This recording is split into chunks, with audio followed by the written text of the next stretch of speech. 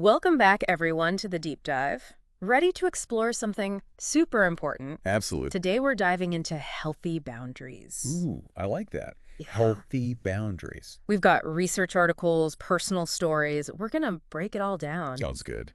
Help you build that force field of respect around yourself. And it's interesting because, it's not just about, like, saying no all the time. Yeah. It's really more about defining what you do want Yeah. in your life and in your relationships. It's like creating your own, almost like a user manual for how you want to be treated. Oh, I love that. A user manual, like, here are my boundaries. This is how I operate. Right, exactly. So our research here says healthy boundaries are all about those personal limits. It's how others treat you, what you're willing to accept, and those value. Right. And it's important to note that boundaries can look different for everyone. Yeah. They're not one size fits all. Right. Like, think about physical boundaries. Right. Personal space. How close is too close for you? Are there types of touch that you're just not okay with? Right. Like, I'm a hugger, but not everyone is. Exactly. And that's totally fine. It's about what feels right for you. It's your preference. Exactly. Yeah. Okay, and then there's emotional boundaries, too. Yes. We've all had those conversations that just drain you. Oh, tell me about it. You walk away feeling exhausted, like maybe it's negativity, gossip, or someone just dumping all their problems on you. Yeah, So protecting that mental and emotional space is so key. absolutely. And let's not forget time boundaries, too. Oh, yes. Time, that precious commodity. I know, right? So many of our sources emphasize how important it is to say no, to overcommitment. Are you always saying yes when you're already stretched thin? Yeah, it's so easy to do that. It is. It is. Yes. So learning to prioritize your time for what really matters Yeah. to you, that's huge. It's a game changer. It is. It is. Okay, so we got these different types of boundaries, Mhm. but why are they so important? Well, for one thing, they can actually reduce your stress levels. Really? There's this study we found that shows people with strong boundaries have like 30% less cortisol. Wow. Cortisol, that's that stress hormone, right? The one and only? So boundaries are like a stress buster. Basically, yeah. I like that. When you have clear limits, you reduce overwhelm. Yeah. You create more space for what truly matters. It's like decluttering your life, but for your mental and emotional space. Exactly. Love it. And it goes beyond just stress, too. Setting boundaries is like sending this powerful message to yourself and to the world, What kind of message? like, I value myself. I deserve to be treated with respect. It's about that self-worth, right? Exactly. Yeah. And, speaking of relationships, one expert called boundaries the secret sauce for better relationships. I love that. Because they create that foundation of respect All right. and balance. And it's about preventing resentment, too. Oh, yeah. When you're constantly saying yes when you want to say no, Or letting people walk all over you. it leads to frustration. It does, it does. Setting boundaries up front helps keep things fair and equitable. So it's about mutual respect. Absolutely. Okay, so we're sold on the why, but how do we actually set these boundaries? That's the million-dollar question, right? It is. It is. Our research actually breaks it down into 5 key steps. Oh, interesting. 5 steps. And I'm noticing a common thread here. Self-awareness. That makes sense. The first step is knowing what you need. Okay, knowing your needs. Where do you feel drained? What are your non-negotiables? It's all about tuning into yourself. So we've got this 5-step plan, but I'm thinking it's probably not always a walk in the park, right? You are reading my mind. Yeah. Setting boundaries can be tough. Yeah. Like, are there internal things we trip over? Absolutely.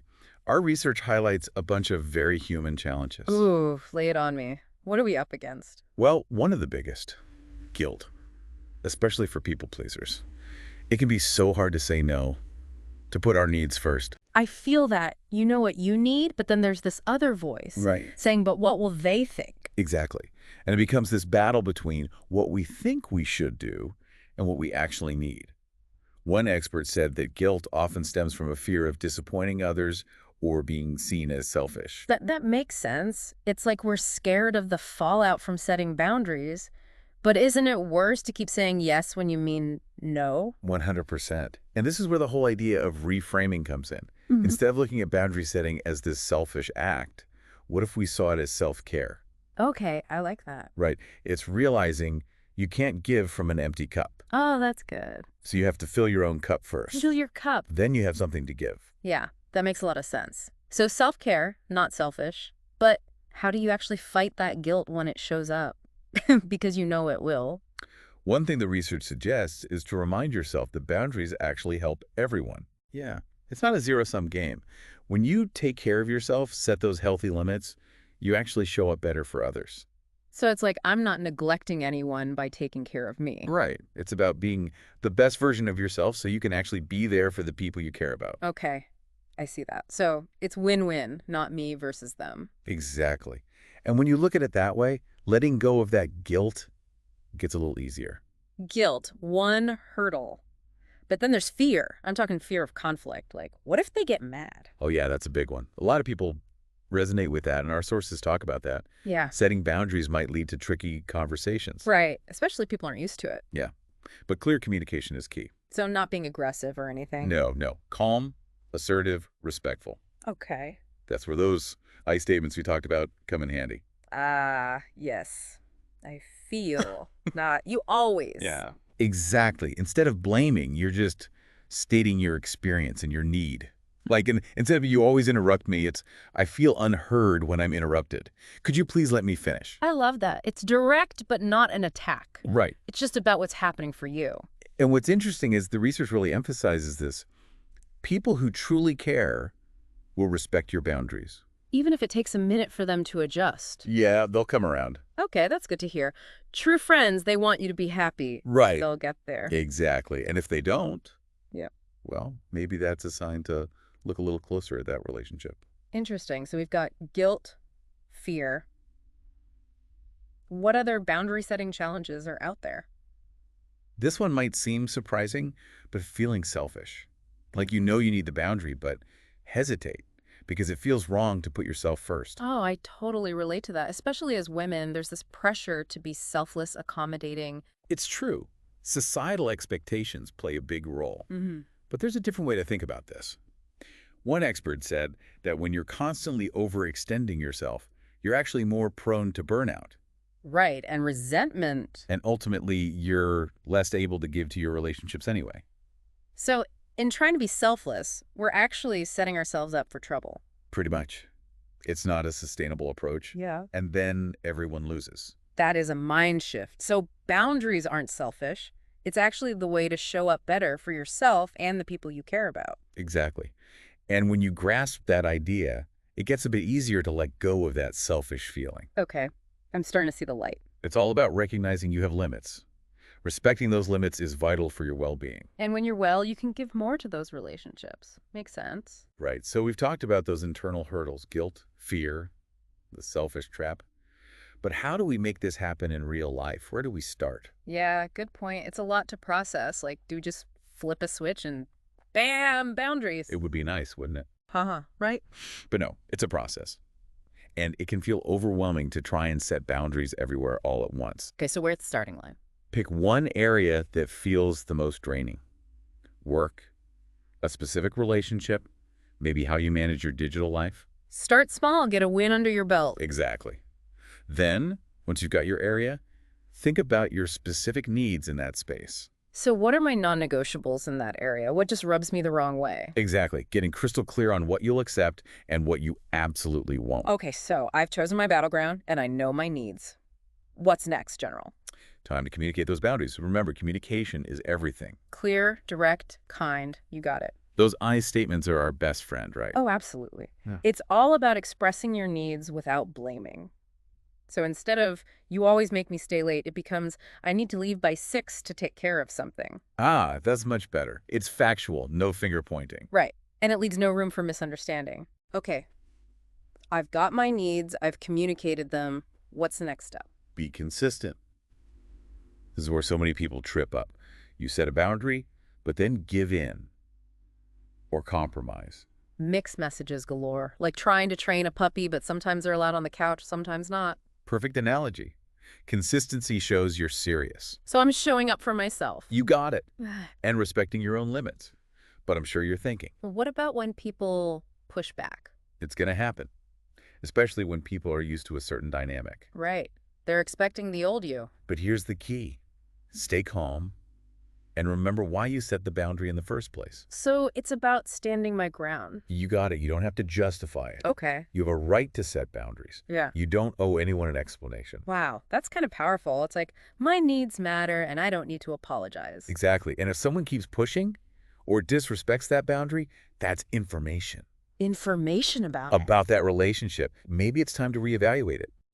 Truly healthy relationships, Yeah. they can handle healthy boundaries. Yeah. If someone can't respect yours, it might be a sign that something's not quite right. Food for thought. Okay, we've covered consistency, dealing with pushback. What else should we keep in mind? This last one is crucial. Reassess your boundaries regularly. Your needs evolve. Priorities shift.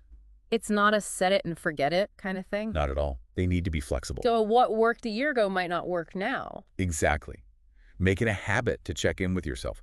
Are my boundaries still serving me? Do I need to adjust anything? I like that. Staying in tune with myself. It's part of growing, right? Absolutely. And you know what's really cool about this whole process? It's not just about you. It's not. By setting boundaries, you're actually modeling that behavior for others too. That's true. It's like, hey, it's okay to do this. Exactly. Right. And by setting boundaries, you're giving others permission to do the same. It can actually ripple out and create positive change. Wow. Okay, so we've tackled those challenges and gotten practical about implementing boundaries. But I'm curious, what does this actually look like in real life? Like, how do boundaries play out at work, with family, in our digital world? So much good stuff about boundaries. Yeah, my head's spinning a bit, but in a good way. I hear ya.